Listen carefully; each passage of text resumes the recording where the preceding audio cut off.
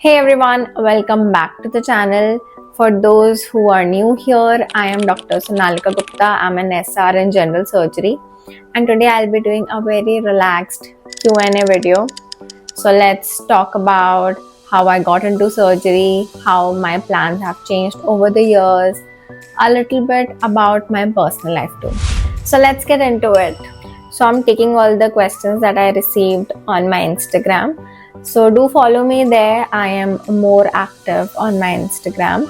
Which year are you in surgery?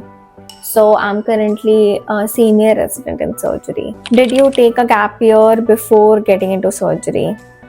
Yes, I did. I took 1 year gap for studying for NEET PG right after my internship. It was supposed to be a year gap, but because I entered during COVID, it became a 1.5 year gap. What specialty did you think you'd choose in MBBS? So I was really sure that I wanted to be a cardiothoracic surgeon, but things have really changed now. What changed your mind about CTVS? So over time, I realized that I really enjoyed the fine work in surgery. I really like the reconstructive aspect of it, and I wanted a branch with more work-life balance and fewer emergency calls. So basically, I still want to love my job when I am 40. So a specialty that's not for you. So I mostly like all the sub-branches of surgery, but I think neurosurgery, it's very fascinating and I had a really good time, especially in spine surgery, but it's very hectic and so many emergency calls. So yeah, not for me. What do you love about general surgery? You can fix diseases very quickly, and there's something about using our hands and seeing visible results. Doing surgery is almost meditative to me. So yeah. Who shouldn't choose general surgery? So if you don't like high intensity environments, if you can't stand on your feet for long hours, if you don't like a hectic work schedule or having a life at all, don't choose surgery. What does your partner do? Okay, so my fiance, he's doing his internal medicine training in the UK. How did you both meet? So we both met at a common friends party about 4 years back. We started out as friends, but we quickly came into a relationship. We have been doing long distance for the past 4 years. He is busy building his career in the UK, and I was doing my MS in India.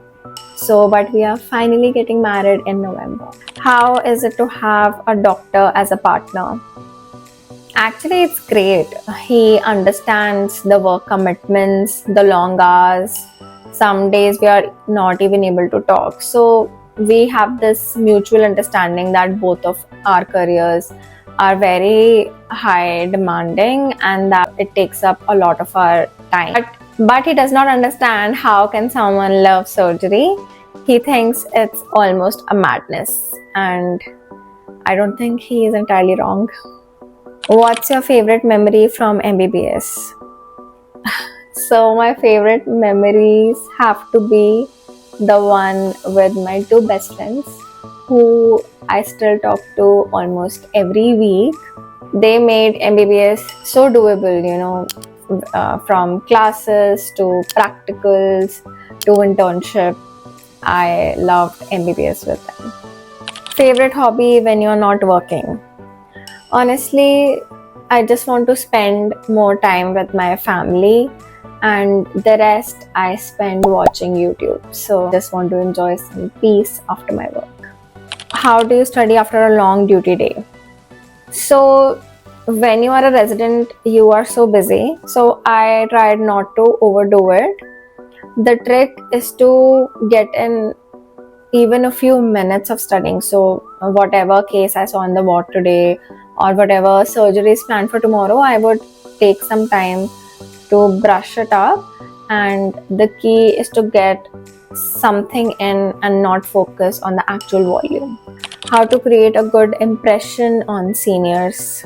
I think in surgery, having a good relationship with your seniors is really important, because a lot of what I am today, a lot of what I know is because my seniors have taught me. So I think your relationship with your seniors is invaluable. I would be very diligent with my ward work, be very proactive in decision making about my patients, and really discuss how to proceed about patients with them, to really show that you are diligent towards your work and that you are really here to learn and ask them tips and tricks, anticipate what is coming, and to not really fake it. If you don't know something, just own it up and say that, okay, I'll be better, I'll come tomorrow after learning it. Really try to build this trust with your seniors. Somebody asked if they can be a surgeon if they're colorblind. So it's a difficult question to answer, because honestly, I know a few surgeons who are colorblind and are amazing at their work. So people with red-green color blindness can become surgeons. What's the most important to us is to visualize the blood, basically. So to detect bleeding, and it's not just the color that is the most important. There are many cues that you get while being in the operation theater, then also your assistants can help you. From a legal standpoint, I'll have to check if there are any ophthalmologists watching this. Can you please give your expert opinion? So I think that is it for today's Q&A session. I think I've given you a real peek into my life, not just about surgery, but in between as well. Thanks for hanging out with me today. So if you enjoyed this type of a video, comment down below, like, share and subscribe for more videos related to surgery. And I'll see you in the next one.